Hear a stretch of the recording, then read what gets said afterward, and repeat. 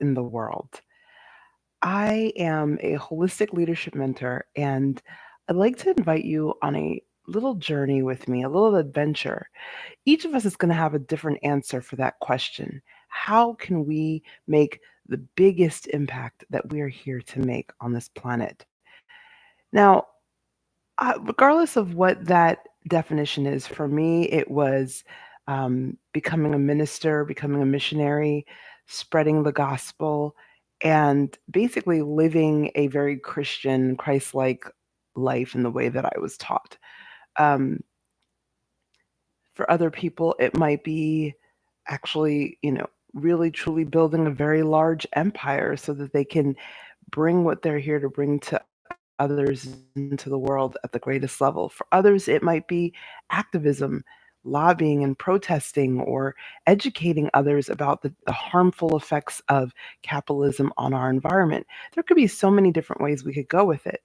But ultimately, no matter what our perceived map is to making the biggest impact we're here to make, probably all of those maps have one thing in common. And that is that for one individual, they feel overwhelming because the underlying story underneath all of these maps, the narrative that we as a society have been telling ourselves, the story that Charles Eisenstein calls the story of separation, is one that actually makes us go against our true nature. It makes it harder, not impossible, but harder to truly enjoy being human and to truly cultivate the gifts that we were here to cultivate for the benefit of all life on the planet. Because usually those gifts, when we do it from the perspective of really truly being of service, often those are not the gifts that are recognized with material rewards. And often, if we don't have material rewards, we end up in a very scarce or poor or difficult living situation. So there's a very close tie between capitalism and what we pursue, between the money economy and what we do.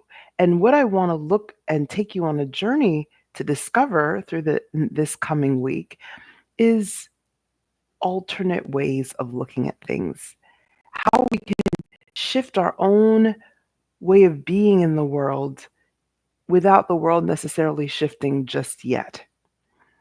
It's a recovery of our confidence that what we do, the little choices we make, really do matter in the big scheme of things, and how we can feel the connection to the significance of those little choices and decisions on a daily basis. So, I came from a background where, from the time I was a little child, I was searching for psychological safety. Now, I had it at home, so I had an example of it. But once I left the doors of my home, I couldn't find it hardly anywhere. And it took me over three decades and three continents to realize that from the time I was a child, I was seeking psychological safety. When I finally realized what I was looking for, it was when I had to turn my back on everything that I knew: my family, my marriage, my career, my work as a minister. I had to turn my back on everything and rebuild. But the beauty in rebuilding is that it helps us to get really, really clear on what we're here for. Then I thought that was it. I thought that's all I needed to know was getting clear on what I was here for. But that wasn't it. Then it was about building step by step the path to making the impact I was here to make, and doing it in a way that felt joyful, that felt full of ease and full of integrity and authenticity. So I invite you to join me on this short journey because over the next few days, we're going to go through together some of the challenges and obstacles that we face in our modern world and being able to truly focus on our unique mission. You may know your unique mission, you may not, but either way, once you know it, that's not the end. That isn't your happily ever after. Knowing it is just the first step. Then we have the joy, the opportunity, the privilege to live it out. And that's tricky because we haven't been given the tools as a society.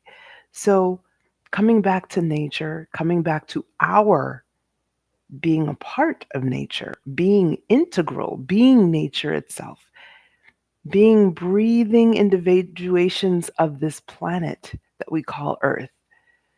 There is so much that we can learn, and there is so much that we can share, and there is so much that we can enjoy that we often don't tap into because we've unintendedly blocked ourselves from it because of the way that we've been trained to think. Our societal narrative that we are separate from each other and separate from the planet and separate from life and separate from whatever we could think of and put ourselves into boxes. Now it's time to break out of those boxes. Now it's time to reclaim our confidence, our sovereignty, our alignment. And as we do that, we create psychologically safe, trustworthy environments for ourselves and for others. And ultimately, we contribute to building the better world that we all want to see. So come join me on this journey. I'm looking forward to connecting with you.